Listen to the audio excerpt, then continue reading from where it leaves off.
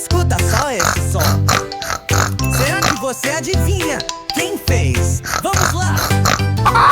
Pluf, pluf, que barulho é esse? Foi o porquinho pulando na lama ou foi a galinha correndo na grama? Pensa bem, quem você acha que foi? O que fez esse barulho?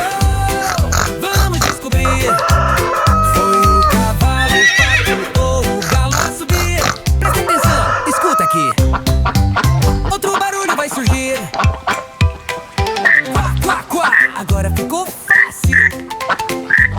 Será que foi o pato lá no laguinho? Ou o sapo cantando bem quietinho? Tá ficando divertido, hein?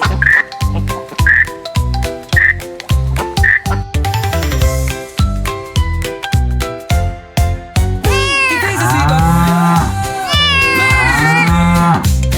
Foi a vaca, o gato lá no laguinho. Ou o sapo cantando bem quietinho? Tá ficando divertido, hein?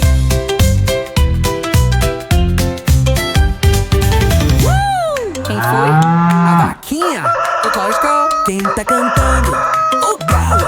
O índio, eu sei. É o porquinho sapeca. Na fazendinha tem som todo dia, com bicho feliz, bagunça e folia. Agora que você já adivinhou, bate palminha e canta com amor.